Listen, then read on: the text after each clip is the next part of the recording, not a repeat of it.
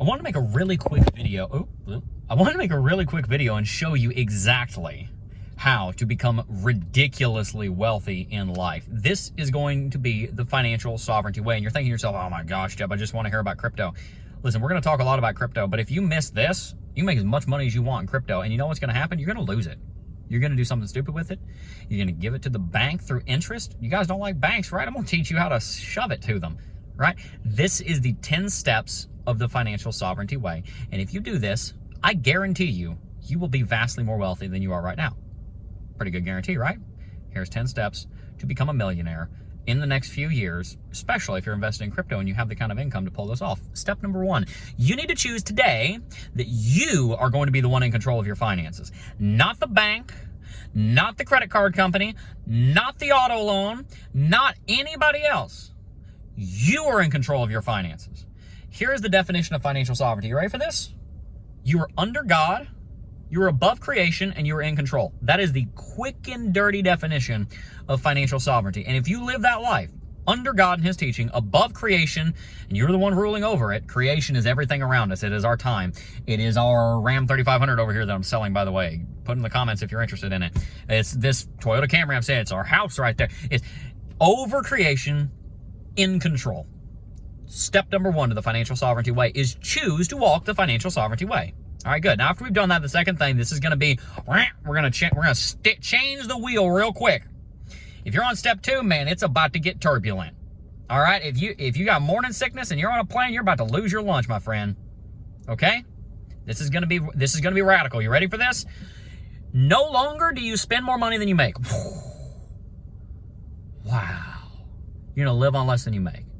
That is the second step of living the financial sovereignty way. There are 10 of them. That is the second one. Starting today, not tomorrow, not next week, not next month, no excuses. Today, you now live on less than you make. If you bring home $5,000 a month, you are now spending no more than $4,999 a month, period. You're going to live in the green and you're going to have a profit every single month. No exceptions. If it means you don't get to eat out at all, if it means that you have to pull a kid out of a private school, if it means you got to sell a vehicle because you can't pay off the debt fast enough to get rid of the car payment, if it means you got to do, I don't care what it means. It means if you got to pick up 3 jobs, today, my friend, you have made a decision that you are no longer going to live in the red. You are going to live in the green and you're going to live in a profit, period. That is step number 2. No exceptions, no excuses. With vigor, you no longer live in the red. You are no longer spending more money, because you know the only way that works is if you're willing to fund it with credit cards. That is the only way it works. If you're willing to live on more than you bring in. The only way that works is if you are swiping credit cards and you're racking up credit card debt. Stop. Step number 3, you are going to make a budget. You're going to meet on that budget once a month, either between you and yourself or between you and a trusted, wiser, older individual that has some money experience. Or you and your wife are going to meet together, or you and your husband are going to meet together and talk about this once a month. And here's what a budget looks like. Income minus fixed expenses equals discretionary budget. Discretionary budget has a ratio, and there's 3 things you spend it on. You spend it on things you want to do, you spend it on things that you do to build wealth, and you spend it on being generous. You have your income, you subtract your fixed expenses. I'm talking if you got a car, I'm talking any minimum payments on your debts, so car payment, mortgage, a preschool, a private school, groceries, car insurance. Some people call the 4 walls. You know, you're familiar with that. Whatever the difference between that and your total income is, that is your discretionary budget. And then you can say, I'm going to spend 30% of our discretionary budget on wants, 30% on generosity, 40% on wealth generation, whatever it is. Okay, that's step number 3. Step number 4. After you do that, you're going to save $2,500 and you're going to have a starter emergency fund. This fund is to make sure that you can have a set of wheels, even if it is a set of bicycle wheels, to get your butt to work and back, so you can make sure that you maintain step number 2, which is living on less than you make. Because if your car breaks down and you have no cash, I don't want you going into credit card debt to fix that transmission. I want you selling the hunk of junk and buying a $2,500 beater with your starter emergency fund so you can get your butt to work. I don't care if the liner is falling in and it's giving you a hair massage every day. You are no longer going to be in debt, period. You are no longer going to live on more than you make every month, period. You're just not doing it. Because you know why? If you're living on more than you make every month, your ship is sinking. And I don't know about you, but like rule number 1 of being a good pilot is that you don't make the plane crash. Rule number 1 of piloting a ship, unless it's a submarine, is you don't make the thing sink. That's like rule number 1. That's like basic aviation, basic seafaring. You're not crashing anymore. Stop. Whatever it takes. I mean, you just, boom. I don't care what it takes. As long as it's not sinful, boom. I'm working 120 hours a week for the next 2 months to figure this out. Good. Okay. Step number 4, saving the $2,500 emergency fund. Because that is going to allow you to fix a transmission or buy a piece of crap car that's going to get you to work and back. And make sure that you can go and buy a $200 suit so you look nice at a job interview if you don't have a job. That's what that's for. Step number 5, you're going to pay off all consumer debt that is not including your mortgage with vengeance. I want this done on average for most of you guys in 3 to 6 months. You got a car payment that's $300 a month, $400 a month, $500 a month, and you're like, just factor it in, just budget around it. No. You know why? Because you're buying the banker that owns your car, because you don't own your car, you're borrowing it from them. They own the car. It might be your name on the title, but it's their name on the loan, which means they own the car. Biblically speaking, the borrower is slave to the lender. Let's not forget that. They at least own $15,000 of the value of that car. Might be worth $25,000, but they own the debt, period. You're going to pay off all of your non-mortgage debt with passion, with vengeance. This is step number 5. After you complete the first 5 steps, you're always living on less than you make. You have a written budget that is met on and agreed upon and ratified once a month.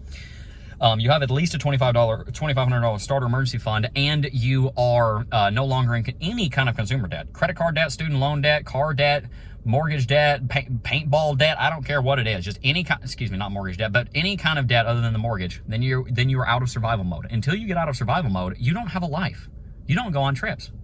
You don't go on dates. You don't go to Disney. I know somebody that goes to Disney every 3 months, and they have a negative net worth. And I just smack myself, because I'm not going to smack them. I'm better than that. But I just smack myself on their behalf. I'm like, what in the world are you doing? You can't afford that, man. Until you get through step 5, you're in survival mode. From there, you get to move into sovereignty mode.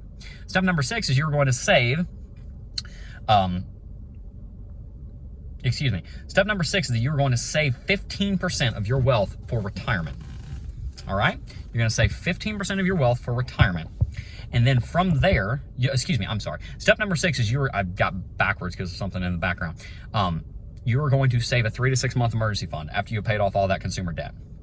3 to 6 month emergency fund on the necessities that you outline in the budget. So if you spend $5,000 a month and you don't have a choice every month, then you're going to save at least $15,000 to $30,000 in cash, and you're going to put it in a high yield savings account, making at least 5% in this market. You're not going to get that in every market, but right now you can get 5% in a savings account. It's called a high yield savings account. Look it up. It's not a CD. It's not a treasury. It's not locked up. It is liquid. You can withdraw it at any time. It's a high yield savings account. We have ours in CIT Bank. Not affiliated, just where we do it. That's step number 6. Step number 7, you're going to save 15% of your household income for retirement. 15% is a really good number. It's agreed upon in the industry. It's not going to try and change it if it ain't broke. 15% is a good number. 15% of your household income saving retirement. If you got a 401k match, take that first. After that, you max out a Roth IRA because it's tax advantaged. And then you can also buy some Bitcoin and say, hey, I'm going to hold that forever. I'm not going to sell it until I retire. It's going to be there. Put 2% of the 15% into Bitcoin. Sure, why not? But make sure you get the 401k match because that's free money. That's a 100% return the day you take it. That's pretty good. You're not even going to get that in crypto 100% a day. Man, 401k match even beats that, right? And then, IRAs and that. So after that, step number 8, pay off your house with any money after the 15%, pay off the house. Step number 9, after you finish step number 8, you have finished sovereignty mode. You have rendered sovereignty over your life. You are now in control of every single penny in your entire life. Nobody has any debt on you. You don't owe anybody any money. You're not in debt. You are financially sovereign at this point. So step number 9 and 10, that's prosperity mode, man. When you get to step number 9 and 10, you just invest as much money as you want. You just grow that net worth as much as you want. You get rental properties, you invest in stocks, you invest in crypto, you invest in art, you invest in underwater basket weaving. I don't care what it is, but if you know how to make money in it, then you go make money in it, my friend. Okay? Just do it in a sustainable way where you're not just going to get wrecked, and don't do it with debt. Do it purely in cash. Step number 10 is where I want all of you to be. And that is where you live life out of the abundance of those investments, and you are living a really great life, and you are being radically generous, and you are in control of your life. And no banker is telling you what to do with $1,823 a month. No car dealer is telling you what to do with $578 a month. No. You are telling your money what to do, because you, in the first chapter of the entire Bible, were commanded to be in control of your money.